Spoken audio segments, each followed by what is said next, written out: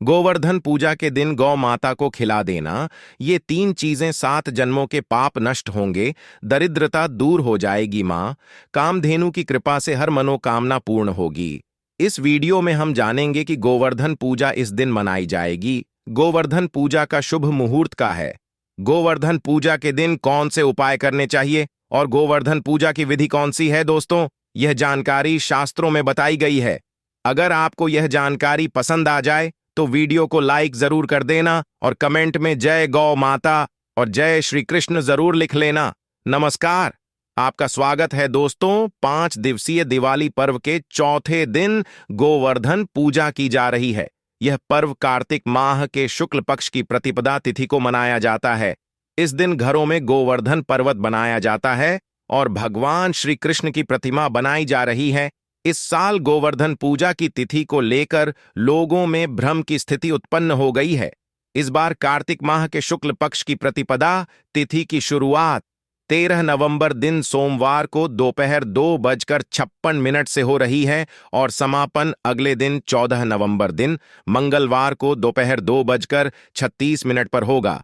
चांग के अनुसार इस वर्ष गोवर्धन पूजा का शुभ मुहूर्त 14 नवंबर को सुबह 6:43 से लेकर 8:52 के बीच में रहेगा।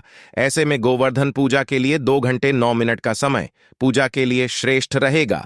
गोवर्धन पूजा के दिन कुछ शुभ योगों का निर्माण हो रहा है। इस बार गोवर्धन पूजा के दिन शोभन योग सुबह से लेकर दोपहर 1:57 तक रहेगा। उसके पश्चात अति गंदे योग शुरू हो जाएगा। शुभ माना नहीं जाता है, इसीलिए इससे पहले ही पूजा कर लेनी चाहिए। इसके अलावा गोवर्धन पूजा के दिन सुबह से ही अनुराधा नक्षत्र होगा। इस दौरान पूजा करने से शुभ फलों की प्राप्ति होती है। तो चलिए जान लेते हैं गोवर्धन पूजा के इस पवित्र दिवस पर मनुष्य को शुभ फलों की प्राप्ति के लिए कौन से कार्य करने चाहिए दोस्तों। सबसे पहले आपको संक्षेप में बताते हैं कि गोवर्धन पूजा क्यों की जा रही है, इसके पीछे की कथा कौन सी है। यह द्वापर युग की बात है, जब गोकुल के निवासी हर साल देवराज इंद्र को प्रसन्न करने के लिए उनकी पूजा आराधना करते थे ताकि देवराज की कृपा से बारिश अच्छी हो। लेकिन देवराज को इस बात का अहंकार हो गया था, इसीलिए देवराज के इस अहंकार को तोड़ने के लिए भगवान श्री कृष्ण ने गोकुल निवासियों को देवराज इंद्र के स्थान पर गोवर्धन पर्वत की पूजा करने के लिए कहा था। फिर गोकुल वासियों ने देवराज के स्थान पर गोवर्धन की पूजा करना आरंभ किया गया। इससे क्रोधित होकर इंद्र ने गोकुल वासियों पर भयंकर तूफान, बारिश और बिजली का बचाव करना शुरू कर दिया गया। तभी भगवान श्री कृष्ण ने गोवर्धन पर्वत को अपनी कनिष्ठा उंगली पर धारण करके समस्त गोकुल वासियों के प्राणों की रक्षा करनी थी और देवराज से युद्ध करके उनका अहंकार भी तोड़ दिया था। तभी से भारतवर्ष में गोवर्धन की पूजा की जाती है। तो यह गोवर्धन पूजा के संक्षिप्त कथा। तो चलिए दोस्तों, आप जानते हैं गोवर्धन पूजा कैसे करनी चाहिए। गोवर्धन पूजा के दिन प्रातः काल में जल्दी जाकर शरीर की तेल मालिश करने के पश्चात स्नान आदि करके शुद्ध हो जाए। पूजा के लिए गौ माता के गोबर से गोवर्धन का पॉवर बनाए। इसमें एक लेते हुए मनुष्य की आकृति में पर्वत बनाया जा रहा है। यदि आप ठीक से नहीं बना पाते हैं तो आप केवल एक पर्वत की आकृति भी बना सकते हैं। प्रतीक के रूप में इस गोबर से बने पर्वत पर छोटे छोटे पौधे तथा पेड़ की टहनी लगानी चाहिए और फूलों से इसे सजाना चाहिए। जब आप गोवर्धन पर्वत बना लें तो उसके समक्ष भगवान श्री कृष्ण की मूर्ति रखें और उनके सामने एक दीपक रखें। उसके बाद पात्र में दूध, दही, गंगाजल, शहद आदि चीजें डालकर पूजा करें। अगर आपके घर में गाय है तो यह सर्वोत्तम होगा। आप गाय को स्नान कराएं और गौ माता की विधिवत पूजा करें। इसके साथ ही अगर आप गाय का पूजन करके उसका श्रृंगार करते हैं तो गौ माता अधिक प्रसन्न होंगी। इस दिन गौ माता के सींगों पर भी लगाना चाहिए। इस दिन गाय को स्नान कराना चाहिए। उन्हें सिंदूर, कोशिश की माला आदि से सजाना चाहिए। दोस्तों, हमारे प्राचीन धर्म ग्रंथों में गाय को एक अत्यंत महत्वपूर्ण और पशु माना जाता है। शास्त्रों में गाय को माता कहा गया है और समस्त देवी देवता का पूजन करते हैं। गांव के 6 अंग गोबर, मूत्र लोग दादी और रहते थे। यह अत्यंत पवित्र और शुद्ध के साधन भी है। गोबर से बिल्व वृक्ष उत्पन्न हुआ, उसमें लक्ष्मी विद्यमान है, इसलिए इसे श्री वृक्ष कहा जाता है। गोबर से ही कमल के बीज उत्पन्न हुए हैं। गोमूत्र से गुग्गुल की उत्पत्ति हुई है, जो देखने में प्रिय और सुगंध योग्य है, जो सभी देवों का आहार है। संसार में मूलभूत गोदुग्ध से उत्पन्न है। सभी मांगलिक पदार्थ दही से उत्पन्न है।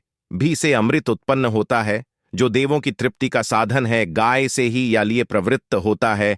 गौ माता के शरीर में 33 कोटि देवी देवताओं का निवास होता है। गाय एक अत्यंत पवित्र, निर्मल, शांत, निष्पाप जीव है।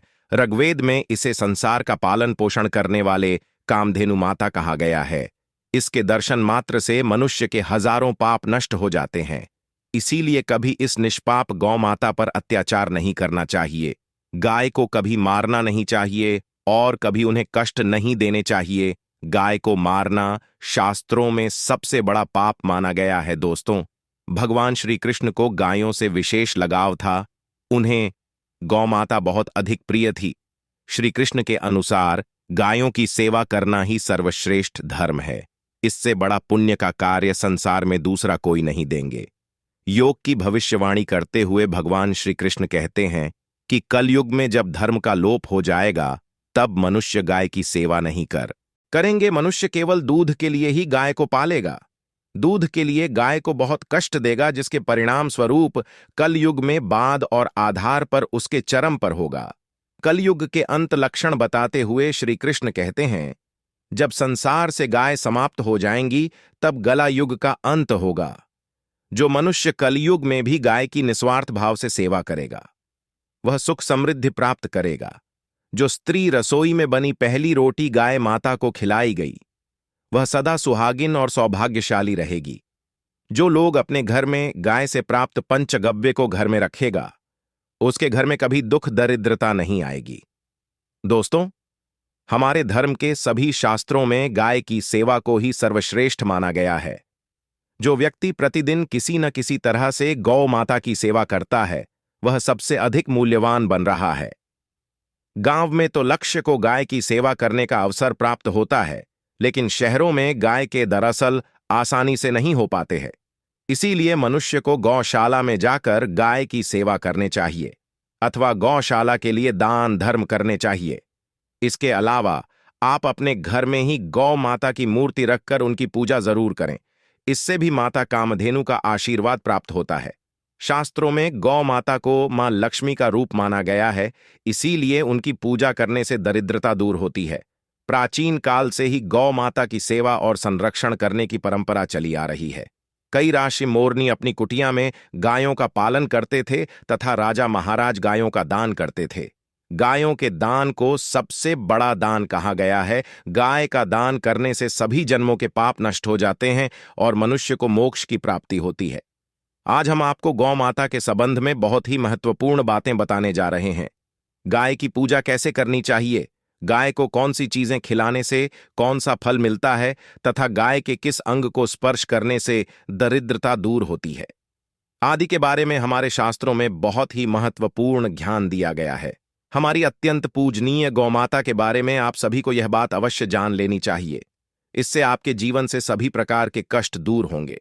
दोस्तों, कई बार महिलाएं जाने अनजाने में गाय को कुछ चीजें खिला देती हैं, जिससे मां लक्ष्मी क्रोधित हो जाती है।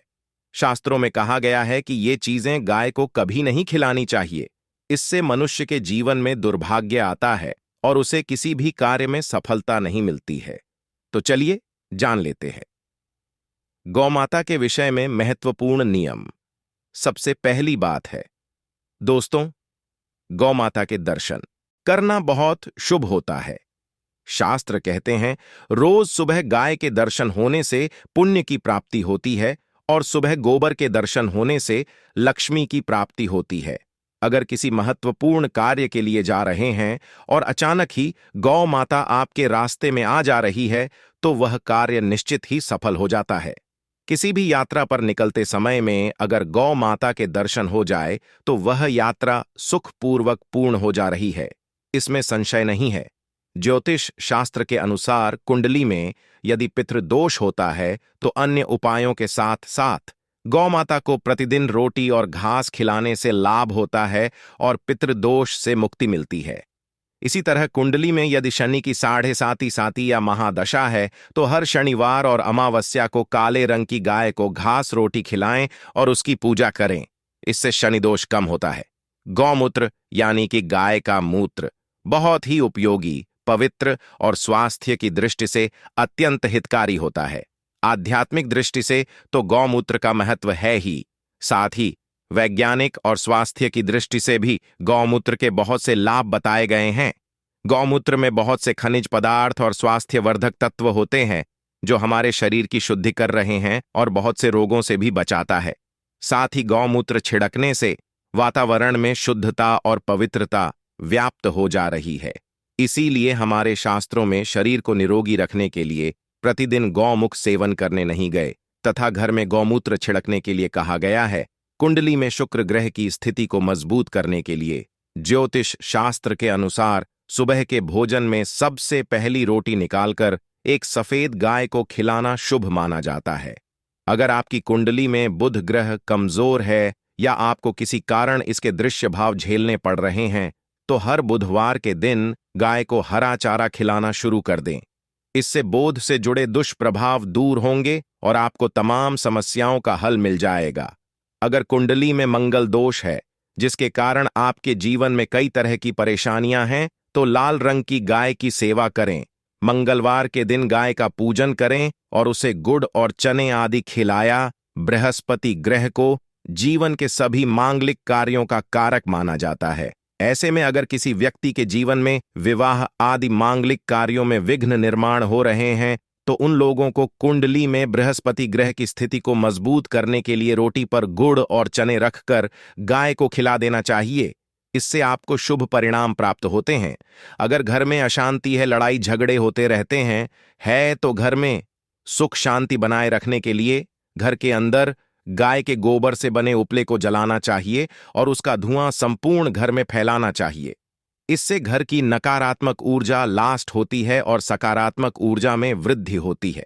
गाय के दूध, दही, घी, गोबर और गौमूत्र से बनने हैं पंचगव्य को पापनाशक कहा जाता है और हिंदुओं की धार्मिक विधि प्रायश्चित करने में इसका उपयोग किया जाता है। पंचगव्य को बनाने वाली सभी वस्तुएं अत्यंत उपयोगी होती हैं जो स्वास्थ्य के लिए लाभदायक तो है ही, साथ ही औषधीय गुणों से भरपूर है। दोस्तों, अगर आपके द्वार पर गौमाता आती है तो उसे बिना रोटी खिलाएं। जाने मद्देंजर नहीं तो आपको दुर्भाग्य का सामना करना पड़ेगा, क्योंकि जिसके द्वार से बिना कुछ किए लौट जाती है उसके घर से लक्ष्मी भी चली जा रही है। प्रत्येक स्त्री को प्रतिदिन गाय के लिए एक रोटी बनानी चाहिए और प्रेम से गौ माता को खिलाने चाहिए। इससे गौ माता का आशीर्वाद प्राप्त होता है और मन की इच्छाएं पूर्ण होती हैं। कुछ लोग गौ माता को बासी भोजन अथवा जूठन खिला देते हैं। इसे शास्त्रों में पाप माना गया है। आप किसी अन्य पशु को खिला सकते हैं, लेकिन गाय को कभी झूठ नहीं खिलाना चाहिए।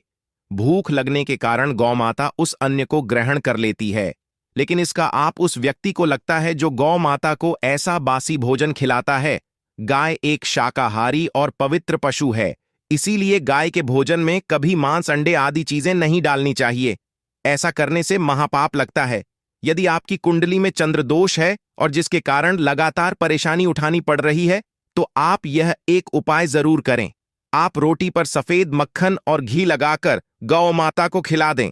यदि शनि दोष है तो आटे में छोटे काले तिल मिलाकर रोटी बनाकर गौ माता को खिला दें। इससे शनि दोष समाप्त होता है। मंगल दोष को दूर करने के लिए रोटी पर हल्दी लगाकर गाय को खिलाना चाहिए।